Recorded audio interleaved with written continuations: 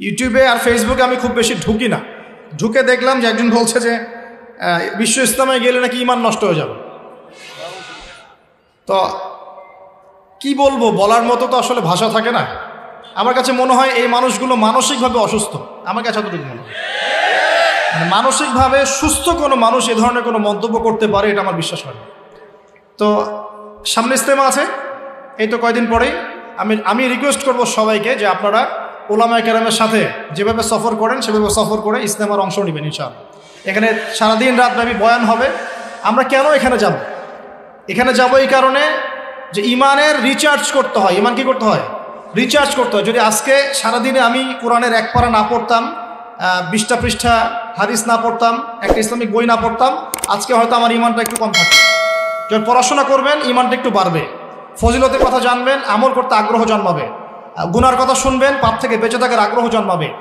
আলেমকে দেখবেন যে হ্যাঁ মাশাআল্লাহ তিনি কত সুন্দর করে উজু করেন, কত সুন্দর করে নামাজ পড়েন, দেখলে আপনি শিখতে পারবেন। যখন দেখবেন একটা আধ্যাত্মিক পরিবেশ, সবাই আমল করছে, আপনার আমল করতে ইচ্ছা করবে। এভাবেই তো আস্তে আস্তে মানুষ পবিত্রতা অর্জন করে, পরিশুদ্ধতা অর্জন করে। একা একা কি করতে পারে? অতএব এই ঐক্যবদ্ধ যে মিলনায়তন দিনের ক্ষেত্রে, এই মিলনায়তনগুলোর ক্ষেত্রে আমাদের সবাইকে অংশগ্রহণ করার চেষ্টা করতে হবে। আল্লাহ পাক তৌফিক এনায়েত করুন, আমিন।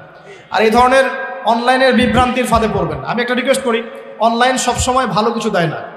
অনলাইন অনেক ক্ষেত্রেই খারাপ শেখায়, অনেক ক্ষেত্রে খারাপ শেখায়। আপনি একটা মাসআলা জানতে চান, ঢুকবেন, দেখবেন অমুক যা বললো তমুকের বিরুদ্ধে। আর এই যে ইউটিউবারদের কাজ তো আছেই, ওর তো ভিউজ বাড়ানো দরকার, এমন সামলাইন দিতে হবে যাতে মানুষ দেখে। অমুককে ধুয়ে দিলেন তমুক, তমুককে ধুয়ে দিলেন, মানে ডিটারজেন্ট পাউডার সবাই ধুয়ে দিচ্ছে একদম, ঠিক আছে? মানে এমন এমন সব টাইটেল, বিকৃত রুচির মানসিকতা, বিকৃত মানসিকতার মানুষ। এবং আমি রিকোয়েস্ট করি ইউটিউবারদেরকে, আমি বলি তো যারা অফিসিয়াল, যে তোমাদেরকে পড়াশোনা করতে হবে। আগে পড়াশোনা করতে, কোন অংশটুকু মানুষকে শোনাতে হবে, কোনটা শোনাতে হবে না, এই যোগ্যতা তোমাকে অর্জন করতে হবে। তো এমন কিছু মানুষকে বলা যাবে না যেটা শুনলে দিনের ক্ষতি হয়ে যায়। কোনো কোনো ক্ষেত্রে একটা জিনিস হক হওয়ার পরেও পরিস্থিতির খাতিরে আমাদেরকে চুপ করে থাকতে হয়, এরকমও সিচুয়েশন আসে। তো এটা তো আমাকে শিখতে হবে যে কখন কোনটা বলতে হবে, কখন কোনটা বলা যাবে না, কি প্রচার করতে হবে, কি করা যাবে না। অনলাইন সেকশনে গিয়ে মানুষকে বিক্ষিপ্ত করে দিয়েছে একেবারে। অমুক যা তমুকের বিরুদ্ধে, তমুক যা অমুকের বিরুদ্ধে, অমুককে ধুয়ে দিলেন তমুক, তমুক শাইখকে ধুয়ে অমুক। মানে মানুষের অনলাইনে ঢুকলে দেখবেন বাংলাদেশে একজনও ভালো আলেম বক্তার কেউ নাই, বাকি সবাইকে ধুয়ে রেখে দিয়েছে। তো এখন কি করবা? এখন তুমি দায়িত্ব নাও উম্মার। ইউটিউবিং আর ফেসবুকিং বাদ দিয়ে তুমি এখন উম্মার দায়িত্ব নাও। আমরা আলেম ওলামা যারা সবাই সরে যাই, তোমরা আলেম হয়ে দায়িত্ব নাও। এখন তোমরা উম্মাকে নেতৃত্ব দাও। সবাই তো খারাপ। যে কোনো আলেমের নাম দেন আমাকে, দেখবেন তার বিরুদ্ধে 10টা অভিযোগ ইউটিউবে পাওয়া যাবে, 10টা অভিযোগ ফেসবুকে পাওয়া যাবে। তো ভালোটাকে থাকলো এখানে, কেউ ভালো আছে? তাহলে সবাই সরে যাই আমরা, আলেম ওলামা যারা আছেন ওরাই দায়িত্ব নেয়, ওরাই বক্তব্য দেয়, ওরাই বয়ান করে, বই লিখুক। দেখেন বাংলাদেশে একটা খুব নিম্ন মানসিকতার চর্চা হচ্ছে। নিজে মানুষের দোষ ধরতে বেশি ব্যস্ত, নিজে কিন্তু আলেম হবে না। নিজে কষ্ট করে পড়াশোনা করে আলেম হয়ে এসে বক্তব্য দাও, নিজে কষ্ট করে পড়াশোনা করে আলেম হয়ে একটা বই লিখো, নিজে একটা মাদ্রাসা করো, একটা স্কুল করো, একটা প্রতিষ্ঠান করো, হাফেজদেরকে পড়াও। নিজে কি করতেছো? তুমি তো মানুষের ভুল নিয়ে ব্যস্ত, নিজে করতেছোটা কি? আর কোন কাজটা করলে উম্মার ভেতর থেকে খেদমত হবে আর কোন কাজটা এখন করা যাবে না, এই বোঝার যোগ্যতাও তো তোমার অর্জন হয় না। কোনো কোনো ক্ষেত্রে দেখা যায় যে কোরআন, আস্তাগফিরুল্লাহ, কোরআন বিশুদ্ধ করে তেলাওয়াতটুকু করতে জানে না, এইসব মাহফিলের মঞ্চে বসে বসে বয়ান করতেছে মানুষ। শুধু বয়ান না, বয়ান করলে একটা কথা ছিল, ঠিক আছে একসময় শিখে নেবে বলতাম, বয়ান না, এখানে বসে বসে রীতিমতো আলেম ওলামাদেরকে, মুফতিদেরকে বাহাসের জন্য ডাকা হচ্ছে। বাহাসের জন্য ডাকা হচ্ছে, যে ব্যক্তি ডাকছে সে কোরআনও তেলাওয়াত করতে পারে, একটা আয়াত তেলাওয়াত করতে 10টা ভুল করে বসে। বিশ্বাস করছেন না? এগুলো দেখছি, আপনারা তো হয়তো সব বাইরের চোখ দিয়ে দেখেন, কিছু কিছু মানুষ ভিতরের চোখ দিয়ে দেখে। ভিতরের চোখ দিয়ে আমরা যা দেখছি না, উম্মার অবস্থা ভালো না। উম্মার প্রচুর বড় বড় আলেম দরকার, শায়েখ দরকার, আমাদের হাফেজ দরকার, আমাদের লেখক দরকার, আমাদের সাংস্কৃতিক অঙ্গন দরকার, আমাদের স্বতন্ত্র মিডিয়া দরকার, অর্থনৈতিক ভিত্তি শক্ত করা দরকার, পলিটিশিয়ানদের সাথে আমাদের হৃদ্যতা, ভালোবাসা, বন্ধন বাড়ানো দরকার। আর আমাদের সর্বসেক্টরে কাজের দরকার আছে। এখন যা হচ্ছে বিক্ষিপ্ত, খালি একে অপরের গীবত, সমালোচনা, তহমত, এগুলো পড়ে আছে। উম্মার কি হবে? কে আগামী 10 বছর পর এই দেশের মাটিতে দেশকে নেতৃত্ব দিবে, উম্মাকে নেতৃত্ব দিবে? কে ভাববে এগুলো নিয়ে? যুব সমাজের অধঃপতন, কে ওদেরকে ফিরাবে? মেয়েদের বেপরদামি বাড়ছে, কে ফেরাবে? এখনকার মানুষ ইসলামটাকে আধুনিকভাবে উপস্থাপিত করতে চায়, কে উপস্থাপন করে শোনাবে? এখনকার বিশ্বে কোরআন সুন্নাহকে হাতে নিয়ে চ্যালেঞ্জ করতে হলে আপনাকে বড় বড় সেক্টর নিয়ন্ত্রণ করতে হবে। কে আমাদেরকে নিয়ন্ত্রণ করা শেখাবে? কয়টা মিডিয়া আমাদের হাতে আছে? কয়টা আমাদের অর্থনৈতিক ফাইন্যান্সের সেক্টর আমাদের হাতে আছে? হ্যাঁ, মানে আমরা আসলে কোন লেভেলে আছি, কোন লেভেলে যেতে চাই, এটা ফিক্স করতে হবে। এটা ওমর রাদিয়াল্লাহু আনহুর যুগ নয়। অতএব প্রিয় ভাইরা, আমার ক্ষুদ্র জ্ঞানের নসিহত, এবং আমি বলছি না আমার কথাই চূড়ান্ত, আমি বলছি না যে আমার কথা মানতেই হবে আপনাকে। আপনি আমার চেয়ে ভালো বুঝতে পারেন, আরও ভালো জ্ঞানের অধিকারী হতে পারেন, এবং আপনি আমার দ্বারা আরও বড় বড় খেদমত করতে পারেন। তবে আমার কাছে মনে হয় সর্বপ্রথম আমাদের প্রয়োজন এখন জ্ঞানের বিপ্লব। আমাদের সবাইকে এখন কনস্ট্রাকটিভ সিলেবাস পড়াশোনা করে জ্ঞানের বিপ্লব বা জ্ঞানের চর্চা করতে হবে সবার আগে। যত বেশি জ্ঞান অর্জন করবো ইনশাল্লাহ আগামীতে উম্মার জন্য তত ভালো হবে ইনশাল্লাহ। 1 নাম্বার। 2 নাম্বার, আমাদের সবার উচিত ঐক্যবদ্ধ হওয়ার চেষ্টা করা, আপোষে বিভক্তি বন্ধ করা। যারা বিভক্তি সৃষ্টি করছে এদেরকে সামাজিকভাবে বয়কট করতে হবে, না হলে আপনি আগামী দিনে একটা বিভক্ত বিচ্ছিন্ন ছিন্ন ভিন্ন জাতি পাবেন, ঐক্যবদ্ধ করতে পারবেন না। আমাদের ছেলেমেয়েরা এসে আমাদেরকে অভিশাপ দিবে, কি করে গেছো তোমরা? আমাদের ছেলেমেয়েরা এসে আমাদেরকে অভিশাপ দিবে, কি করলা তোমরা দিনের জন্য? আব্বা কি করছো, আম্মা কি করছো, ভাই আজকে উম্মাকে এই অবস্থায় নিয়ে এসে রাখছো। দেখেন এক সময় আমাদের ছেলেমেয়েরা আমাদেরকে আঙ্গুল তুলে কথা বলবে, ছোটরা কথা বলবে, কি করলেন, কি হলো, কেন কেন আলেমে আলেমে দ্বন্দ্ব, কেন বক্তায় বক্তায় দ্বন্দ্ব, কেন ইসলামিক দুটো সংগঠনের মধ্যে দ্বন্দ্ব হবে, কেন মুসলিম ভাই এক মুসলিম ভাই আর এক মসজিদে যাবে না, ও আমার মসজিদে আসবে না, কেন হবে এমন? কেন এক কেবলা, এক কোরআন, এক রাসূল, এক হাদিস, সব কিছু এক, তারপরেও কেন এমন হবে? উত্তর তো খুঁজতে হবে। প্রথম কথা, জ্ঞানের চর্চা হচ্ছে না পরিপূর্ণ।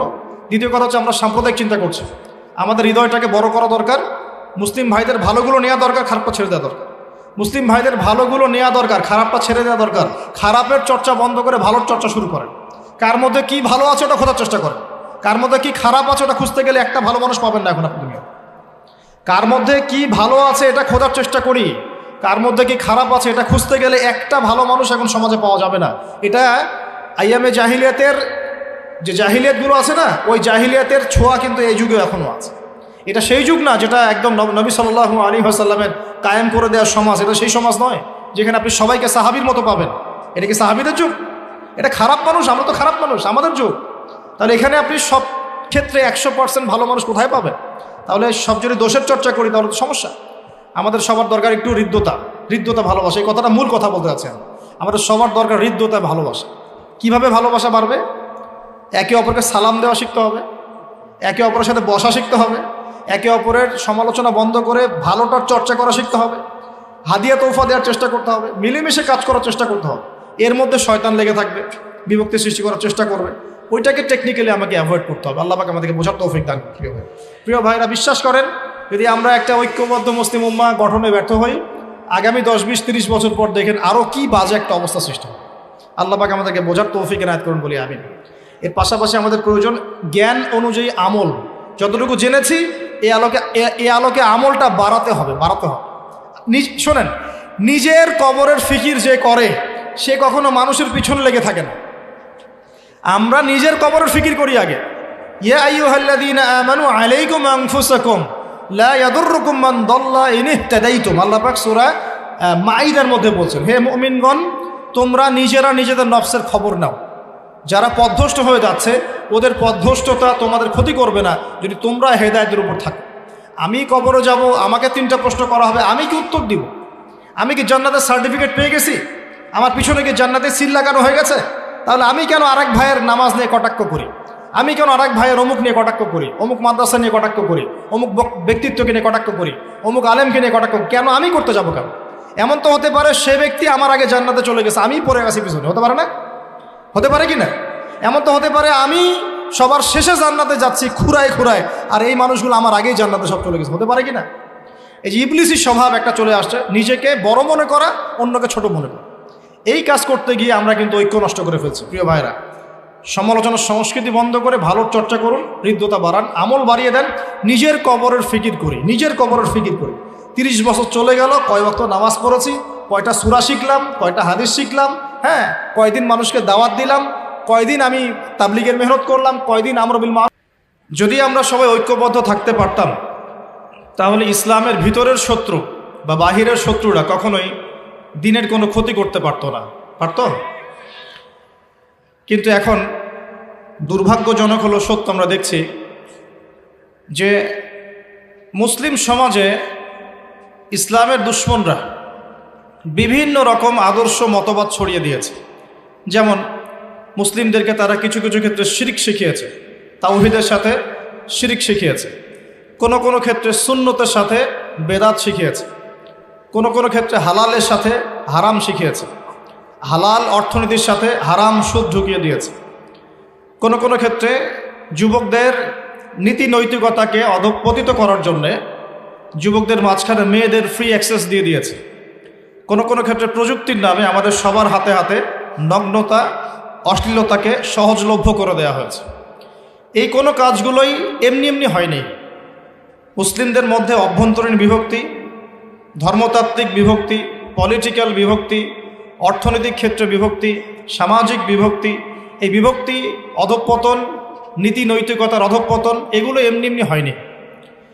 এগুলোর পিছনে একটা মাস্টার প্ল্যান আছে। কি আছে? Master plan.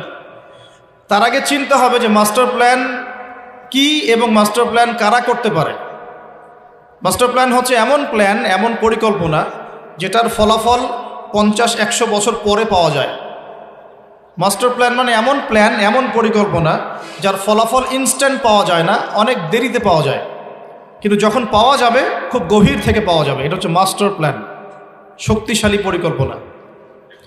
আজকে থেকে 100 বছর আগে এই পৃথিবীতে যাদের থাকার কোনো জায়গা ছিল না, তারা আজকে মুসলিম ভূমিগুলোকে দখল করে করে তাদের রাজত্ব কায়েম করেছে, এবং 100 বছর পর এসে আমরা দেখছি যে এখন তারা বিশ্বের মোটামুটি বড় বড় যে সেক্টরগুলো আছে, Jio politics, economics, finance, world affairs এবং মিডিয়া, প্রযুক্তি, অস্ত্রশস্ত্র, এগুলো নিয়ন্ত্রণ করছে।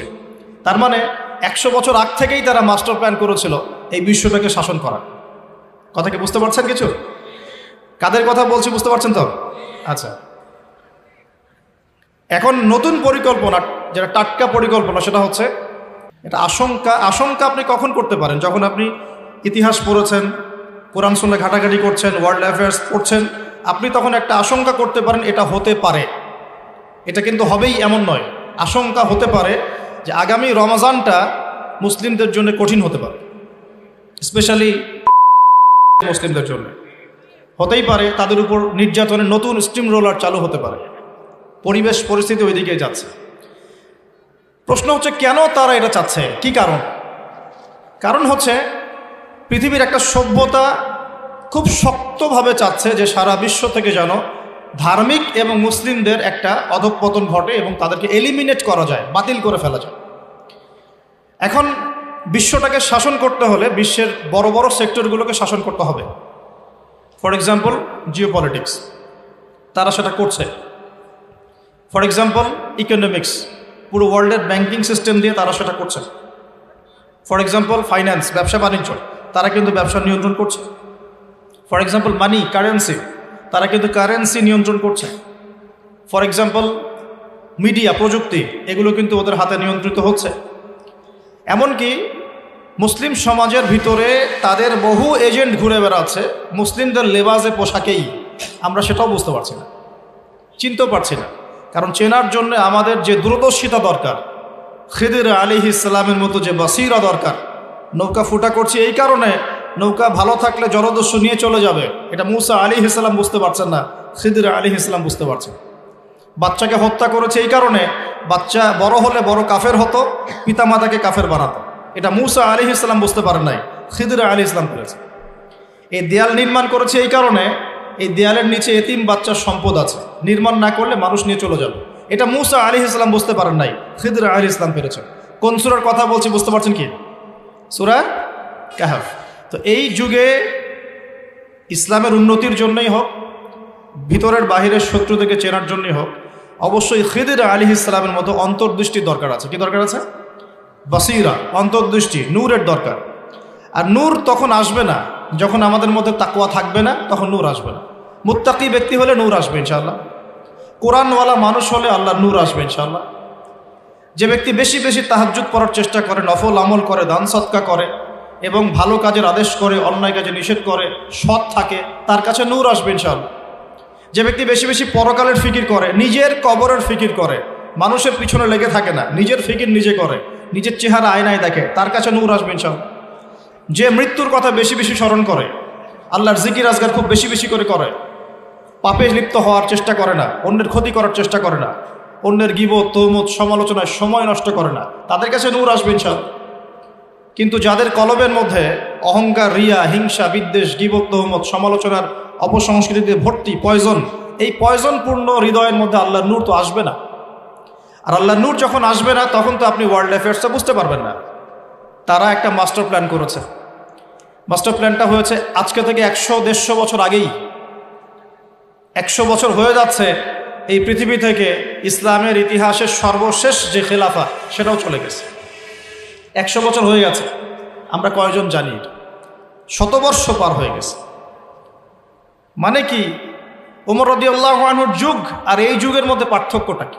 উমর রাদিয়াল্লাহু আনহুর যুগে একজন মুসলিম তার গণ্ডির মধ্যে স্বতন্ত্র স্বাধীন, কোনো মুসলিমকে কেউ নির্যাতন করতে পারবে না, কোনো মুসলিম বোনের ইজ্জতের হানি কেউ করতে পারবে না, কোনো মুসলিমকে কোনো অমুসলিম অন্যায়ভাবে টাচ করতে পারবে না। মুসলিমদের সমাজে সালাত কায়েম থাকবে, যাকাত প্রতিষ্ঠা থাকবে, পর্দা থাকবে, নীতি নৈতিকতা থাকবে, এবং সেখানে অমুসলিমরা পর্যন্ত স্বতন্ত্র স্বাধীন নিরাপদে থাকতে পারে। এটা উমর রাদিয়াল্লাহু আনহুর যুগ। আর এখন এই 1400 বছর পরে একটু চোখ দেন, দেখেন যে মুসলিম সমাজে মুসলিমরাই নামাজ পড়ে না। কেউ যে তাকে নামাজ পড়তে বাধ্য করবে এমনও কেউ নাই। আমি আপনাকে নামাজ পড়তে বলতে পারি, আমি কিন্তু আপনাকে বাধ্য করতে পারবো না। কিন্তু আমার হাতে যদি ক্ষমতা থাকতো, আমি আপনাকে ফাইন করতে পারতাম। নামাজের সময় দোকান কেন খোলা রাখছেন, নামাজের সময় দোকান কেন খোলা রাখছেন, আমি আপনাকে ফাইন করতে পারতাম যদি আমার হাতে ক্ষমতা থাকতো। কিন্তু এটা আপনি আর করতে পারবেন না। আপনি শুধু দাওয়াত দিতে পারবেন, ভাই নামাজ পড়েন, নামাজ ভালো কাজ। এটা পার্থক্য। কিন্তু উমর রাদিয়াল্লাহু আনহুর যুগে নামাজ না পড়ে দোকানদারি করছে, ফাইন করো, নামাজ যাওয়া আগে তারপরে। দুটো পার্থক্য বোঝার চেষ্টা করেন। যাকাতের দাওয়াত দিতে পারি আপনাকে, আমি এখন যাকাত দেন, নেশাব পরিমাণ সম্পদ হলে যাকাত দেন, আমি আপনাকে ফোর্স করতে পারবো না। এটা সেই কান্ট্রি নয়, এটা সেই পরিবেশ না, এখানে খিলাফা নাই, এটা ডেমোক্রেটিক সেকুলার কান্ট্রি, এখানে আপনি ফোর্স করতে পারবেন না। কিন্তু উমর রাদিয়াল্লাহু আনহুর যুগে কেউ যাকাত না দিলে ওর বিরুদ্ধে যুদ্ধ করা যেত। আমি কি বোঝাতে পারছি কিছু? এখন আপনাকে আমি বলতে পারি ভাই সুদ খায়েন না, খাওয়া না খাওয়ার শর্ত এটা আপনার উপর ডিপেন্ড করছে। আপনি চাইলে খেতে পারেন, না চাইলে না খেতে পারেন। উমর রাদিয়াল্লাহু আনহুর যুগে কেউ সুদ খেতে পারতো না, সুদ চালু করলেই তাকে শাস্তির আওতায় আনা হতো। এখন আমি আপনাকে দাওয়াত দিতে পারি, হে বোন আপনি পর্দা করেন, পর্দা করে বাইরে বের হন, আমি আপনাকে দাওয়াত দিতে পারি, আমি আপনাকে ফোর্স করতে পারবো না। কিন্তু উমর রাদিয়াল্লাহু আনহুর যুগে কেউ যদি বেপর্দায় এখনকার মেয়েদের মতো ছেলেদের পোশাক করে বের হতো, নিশ্চিত পিটুনি খাইতো। আর কি খাইতো না পিটুনি? এখন আমি আপনাকে ফোর্স করতে পারছি না। দুটা ছেলে দেখা যায়, আমি দুইটা ছেলে একে অপরের সাথে নাউজুবিল্লাহ জিনা করছে কিনা? এখন দুটা মেয়ে পরস্পরকে বিয়ে করছে কিনা? ধর্ষণ বাড়ছে কিনা? পরকীয়া বাড়ছে কিনা? ব্যভিচার বাড়ছে কিনা? জেনা বাড়ছে কিনা? মদপান বাড়ছে কিনা? কিন্তু আমি এগুলোকে দমন করার জন্য আপনাকে ফোর্স করতে পারবো না। এটা হলো এখনকার সময়। আমি বড়জোর বলতে পারি সমকামিতা হারাম, আমি বলতে পারি সুদ হারাম, আমি বলতে পারি মাদকদ্রব্য হারাম, আমি বলতে পারি ব্যভিচার হারাম, জেনা হারাম ইত্যাদি, কিন্তু আমি আপনাকে ফোর্স করতে পারবো না। কিন্তু উমর রাদিয়াল্লাহু আনহুর যুগ হলে সবগুলো বিষয়ে মানুষকে ফোর্সফুলি ইসলাম মানতে বাধ্য করা যেত। তবে তখন মানতে বাধ্য করতে হতো না, কারণ মানুষ সবাই মুত্তাকি ছিল, তারা অটোমেটিকলি মানত। এরপরে যদি কিছু দুষ্ট মানুষ থাকতো, এদেরকে শাস্তির আওতায় এনে মানানো যেত। আপনাকে বোঝাচ্ছি সময়ের পার্থক্য। এই যে ইসলামিক এনভায়রনমেন্ট মানে কি, শুধু দাওয়াত এটা একমুখী কথা। দাওয়াত আমরা দাওয়াত দিচ্ছি, ফাযাক্কির ইন্নামা আনতা মুযাক্কির লাস্তা আলাইহিম বিমুসাইতির, আপনি কারোর প্রতি দারোগা নন। মাক্কি যুগে নবী সাল্লাল্লাহু আলাইহি ওয়াসাল্লাম দাওয়াতের কাজ করছেন। দাওয়াত মদিনায় গিয়ে দাওয়াত শুধু দাওয়াত নয়, মদিনায় গিয়ে যদি ইসলামিক অনুশাসনের এগেনস্টে কেউ কিছু করে, নবী সাল্লাল্লাহু আলাইহি ওয়াসাল্লাম তাকে শাস্তির আওতায় নিয়ে আসছে। এবং এই শাস্তিগুলো কিন্তু সমাজের কল্যাণই করেছে, অকল্যাণ করে নাই, করেছে। প্রিয় ভাইয়েরা, যখন থেকে সময়টা চলে গেছে, এটা প্রায় 100 থেকে 150 বছর হতে চলল।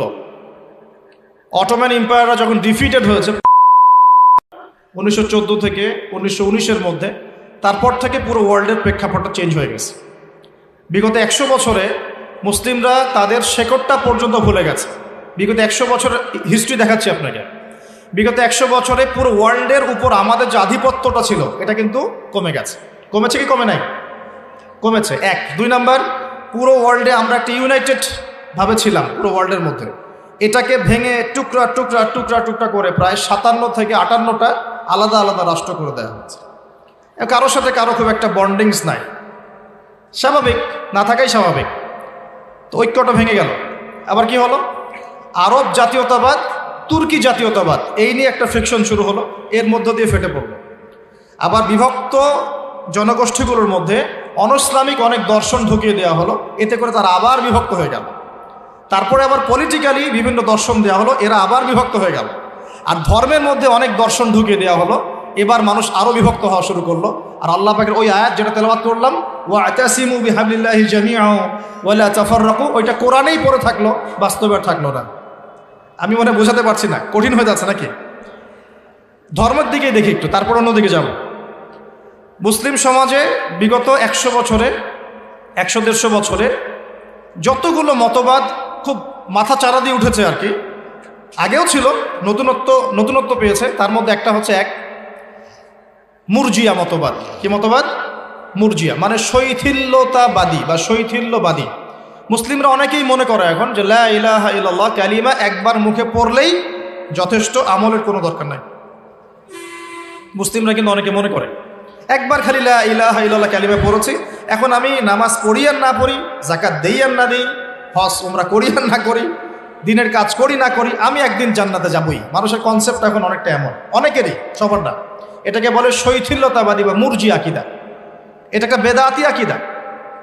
তারপরে কিছু মানুষ মনে করে যে মুতাজিলা আকিদা, মানে যুক্তি দিয়ে আমি ধর্ম মানব, যুক্তির বাইরে গেলে কোরআন হাদিস মানব না, কোরআন হাদিস যুক্তির মধ্যে আসলে তারপর মানব। এখন আমাকে বলেন, যুক্তি সর্বোচ্চ অগ্রাধিকার পাবে না কোরআন? দর্শন সর্বোচ্চ অগ্রাধিকার পাবে না রাসূলের হাদিস? বিজ্ঞান সর্বোচ্চ অগ্রাধিকার পাবে না আল্লাহর ওহী? এই কনসেপ্টটা থেকে অনেক মুসলিম সরে আসছে। আমরা যারা টুকটাক নামাজ কালাম পড়ি, দিন চর্চা করি, দাড়ি টুপি রেখে ঘুরছি, হয়তো আমরা যারা ধর্মান্ধ আমরা এরকম চিন্তা করি নাকি, তাই না? সবাই তো এটাই বলে এখন, নাউজুবিল্লাহ। কিন্তু বেশিরভাগ মানুষ কিন্তু যারা আমাদের থটসের বাইরে, তারা কিন্তু এমন মনে করে যুক্তি, বিজ্ঞান, দর্শন এগুলোর মানদণ্ডে আমি ইসলাম মানব। ইসলামে যাকাত কেন দিব, কি দরকার? আল্লাহ কি মানুষকে খাওয়াইতে পারে না? প্রশ্ন করছে আপনাকে। পর্দা কেন করব? এই যুগে কি ওই যুগের মতো পোশাক পরলে হবে? এখন তো এগিয়ে যাওয়ার যুগ। সুদ কেন ছাড়বো? সুদের মধ্য দিয়েই তো ইকোনমিক সেকশনে আমরা উন্নতি করছি, সমস্যা কোথায়? হ্যাঁ, তারপরে চোরের হাত কাটার কথা কেন বলতে হবে? এটা তো বর্বর। জেনা করলে কোরআনের সূরা নূরের প্রথম 2টা আয়াতে বলা হচ্ছে 100টা বেত্রাঘাত করতে। এগুলো তো এখন চলবে না। আমরা প্রশ্ন উত্থাপন করছি, কেন আমি নামাজ পড়ব? কি যুক্তি? কেন যাকাত দিব? কি বিজ্ঞান এখানে? কি দর্শন? কেন পর্দা করব? কেন আমি এটা করব? কেন ওটা করব? আমরা সব কিছুর এখন যুক্তি, দর্শন, বিজ্ঞান খুঁজি। এটা একটা মুতাজিলা আকিদা, এটা একটা বেদাতি আকিদা। 2টা এক্সাম্পল দেব খালি, তারপরে বুঝতে পারব, ক্লিয়ার হয়ে যাবেন ইনশাআল্লাহ। এক, সবচেয়ে শ্রেষ্ঠ মুসলিম আল্লাহ পাক কাকে বলছেন কোরআনে? সেই নবীর নাম কি বলেন? আমাদের নবী তো আছেই, হযরত মুহাম্মদ সাল্লাল্লাহু আলাইহি ওয়াসাল্লাম তো আছেই। মানে অন্য অন্য নবীদের মধ্যে কোন নবীর ক্ষেত্রে মুসলিম শব্দটা প্রয়োগ করা হচ্ছে বলেন? হ্যাঁ, মিল্লাতে আবিকুম ইব্রাহিম হুয়া সাম্মাকুমুল মুসলিমিন মা কানা ইব্রাহিম ইয়াহুদিয়্যান ওয়ালা নাসরানিয়্যা ওয়ালাকিন কানা হানিফাম মুসলিমা। এই যে একনিষ্ঠ মুসলিম কে ছিলেন? ইব্রাহিম আলাইহিস সালাম। একটু দেখি তার ইসলাম চর্চা। তাকে আল্লাহ পাক বলছেন স্ত্রী এবং সন্তানকে ওই জনমানব শূন্য জায়গায় রেখে চলে আস, কোনো খাবার নাই, কোনো পানি নাই, কিচ্ছু নাই কিন্তু। এবং তিনি জানেন ভালো করে সেখানে কোনো খাবার নাই, সেখানে কোনো পানি নাই। ইব্রাহিম আলাইহিস সালাম একবারও আল্লাহকে বলেন নাই কেন রেখে আসবো, এর পিছনে যুক্তি কি, দর্শন কি, কি বিজ্ঞান? কথা বুঝতে পারছেন?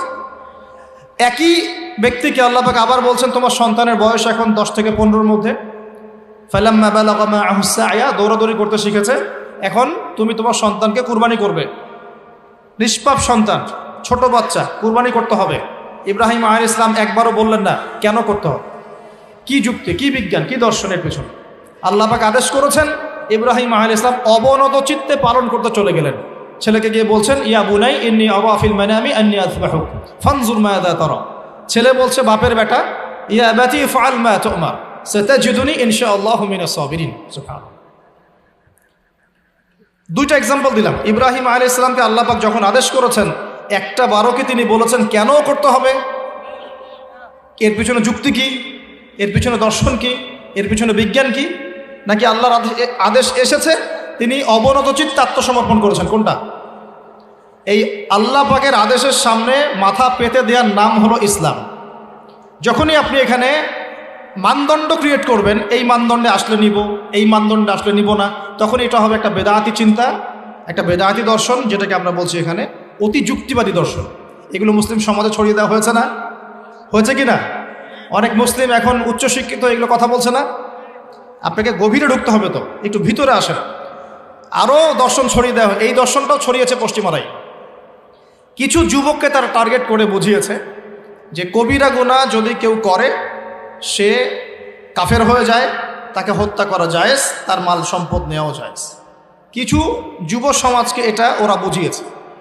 এর ফলশ্রুতিতে বিভিন্ন মুসলিম কান্ট্রিতে কিছু কিছু মানে সশস্ত্র, যেটাকে আমরা বলবো সশস্ত্র সন্ত্রাসী সংগঠন তৈরি হয়েছে, যারা মুসলিমদেরকে হত্যা করে, অমুসলিমদের কোনো ক্ষতি করে না। তাই মুসলিম মসজিদে বোম মারতেছে, মুসলিমদের মসজিদে বোম মারতেছে। নবী সাল্লাল্লাহু আলাইহি ওয়াসাল্লাম বলেছেন অনেক আগেই যে একটা কওম আসবে, তোমাদের পরে একটা কওম আসবে, তাহকিরুনা সালাতাকুম মা'a সালাতিহিম ওয়া সিয়ামাকুম মা'a সিয়ামিহিম, তাদের নামাজ এত বেশি হবে তোমরা তোমাদের নামাজকে অল্প মনে করবে, তারা এত বেশি রোজা রাখবে তোমাদের রোজাকে অল্প মনে করবে, তারা ইয়াকরাউনাল কোরআন, তারা কোরআন তেলাওয়াত করবে খুব বেশি বেশি, লা ইউজাউযু হানাজিরহুম, কিন্তু কোরআনের অর্থ তাদের গলার ভিতরে প্রবেশ করবে না। ইয়াকতুলুনা আহলাল ইসলাম, তারা মুসলিমদেরকে হত্যা করবে, ওয়া ইয়াদউনা আহলাল আওসান, এবং ইসলামের দুশমনদেরকে তারা ছেড়ে দেবে। ওয়াইন আদরাকতাহুম, আমি যদি তাদেরকে পেতাম, নবীজি বলছেন সাল্লাল্লাহু আলাইহি ওয়াসাল্লাম, আমি যদি তাদেরকে পেতাম, লা আকতুলান্না কতলা আদ, আমি ওদেরকে আদ জাতির মতো হত্যা করতাম। এই আকীদাটাকে বলা হয় খারেজি আকীদা। কি আকীদা?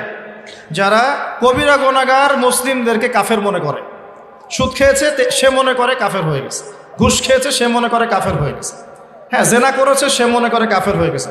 আসলে কবিরা গুনাহগার কোনো ব্যক্তিকে কাফের বলা যাবে না, কারণ কবিরা গুনাহ করলে তার তওবার দরজা খোলা আছে।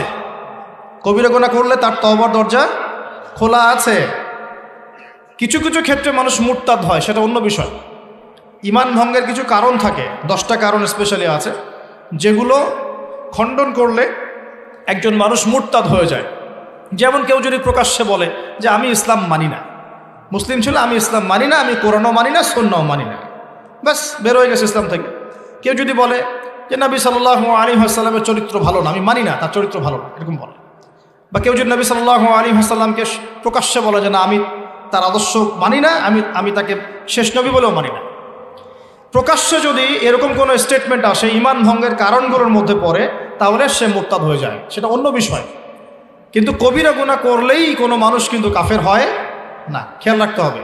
হয়তো বা কেউ সুদ খেয়ে ফেলেছে, তওবা করে ফিরে আসার সুযোগ আছে না? আচ্ছা। কেউ ঘুষ খেয়েছে, তওবা করে ফেরার সুযোগ নাই। এমনকি কেউ চুরি করেছে, চুরির যদি শাস্তি হয়ে যায় বা মাল যদি ফেরত দিয়ে দেয়, তাকে তওবা কবুল হবে না? ইনশাআল্লাহ হবে। একজন ব্যক্তি ব্যভিচার করেছে, জেনা করেছে, তার কি তওবার দরজা খোলা নাই? তো এই আকীদাটাও কিন্তু মুসলিমদের মধ্যে ওরা টেকনিক্যালি ঢুকিয়ে দিয়েছে। কবিরা গুনাহ করলে অনেকে কাফের মনে করে। এই যে মুরজিয়ার কথা বললাম, মু'তাজিলার কথা বললাম, অতি যুক্তিবাদী, খাওয়ারিজ আকীদার কথা বললাম, এরকম একটা আছে জাহমিয়া, এগুলো পড়তে হবে। একটা আছে জাহমিয়া আকীদা, একটা আছে রাফেজি। কীরকম? তারা আলী রাদিয়াল্লাহু আনহুকে নিয়ে খুব বেশি বাড়াবাড়ি করে, আলী রাদিয়াল্লাহু আনহুকে নবীর উপরে মর্যাদা দেওয়ার চেষ্টা করে, বের হয়ে যায় ইসলাম থেকে। এরকম একটা আছে কাদারিয়া। কি নাম বলছি? কাদারিয়া কেমন? তারা বলছে তাকদীর বা ভাগ্য বলতে কিছুই নাই, মানুষ নিজে যা করবে তার ফলাফল পাবে। এরকম কথাও শোনেন নাই? আচ্ছা, এটা কাদারিয়া আকীদা। একটা আছে জাবারিয়া। এটা কেমন? মানুষ মনে করে সব তাকদীরেই লেখা আছে, আমার নিজের করার কোনো স্বাধীনতা নাই। চুরি করেছে কেন? তাকদীরে লেখা আছে তাই। সুদ খাও কেন? তাকদীরে লেখা আছে তাই। জেনা করছো কেন? তাকদীরে আল্লাহ লিখছেন তাই। এটা একটা আকীদা, এটাকে বলে জাবারিয়া। দুটো আলাদা, বিপরীত। কাদারিয়া একটা, জাবারিয়া একটা। এরকম শত শত আকীদা, বলতে গেলে সারা রাত লাগে। শত শত দর্শন, যুক্তি ইসলামের বিরুদ্ধে প্রকাশ্যে এবং গোপনে, মানে দৃশ্যমান অদৃশ্যমান, এই দুইটা দিক থেকে ইসলামের মধ্যে ঢুকিয়ে দেওয়া হয়েছে বিগত প্রায় 100 বছর। এগুলো গেল ধর্মতাত্ত্বিক কথা। তারপরে অর্থনৈতিকভাবে আপনি তাকান, দেখবেন হালাল যত রিজিকের সোর্সগুলো আছে সবগুলোর মধ্যে হারাম ঢুকানো হয়েছে। একটা হালাল চাকরি করতে চান, ঘুষ দিতে হবে, হালালের মধ্যে হারাম। একটা ব্যবসা করছেন, ছোটোখাটো ব্যবসা, পানের দোকান করছেন, ওখানেও দেখবেন আপনাকে সিগারেট বিক্রি করতে হচ্ছে, হালালের মধ্যে হারাম। আপনি জাকাত ভিত্তিক অর্থনীতির জায়গায় সুদ ভিত্তিক অর্থনীতি প্রতিষ্ঠা হয়ে গেছে সারা বিশ্বে। এখন বুঝাতে পারবেন না জাকাত কি, ব্যবসা কি, সুদ কি, মানুষ এগুলো বুঝতেও চায় না। কারেন্সিও বুঝতে চায় না মানুষ, যে ইসলামিক কারেন্সি কি, অন ইসলামিক কারেন্সি কি, কিসের চর্চা আমরা করছি। মোট কথা, অর্থনৈতিক জীবনে হালাল হারামের যে মানদণ্ড ছিল, ইসলামিক মানদণ্ড, এই মানদণ্ড কিন্তু আস্তে আস্তে আমরা উঠিয়ে ফেলছি। খুব অল্প কিছু মানুষ এখন হালাল খেতে পারে, ইল্লা মাশা আল্লাহ, আল্লাহ পাক যদি চান। বেশিরভাগ আমরা কোনো না কোনোভাবে সুদের সাথে সম্পৃক্ত হয়েই যাচ্ছে কি না? সুদের কথা বললে রাগ করছেন নাকি? নবীজি কি বলেছেন একটু শোনাই, তাহলে রাগ করবেন না ইনশাআল্লাহ। নবীজি বলছেন যে সুদের পাপের 70টা বা 73টা শাখা আছে, যার সবচেয়ে নিচের শাখা হচ্ছে নিজের মাকে বিয়ে করা, এবং সর্বোচ্চ শাখাটা হচ্ছে আল্লাহ এবং তার রাসূলের সাথে যুদ্ধ করা। আল্লাহ এবং তার রাসূলের সাথে যুদ্ধ করা, সূরা বাকারার আয়াত নাম্বার 279।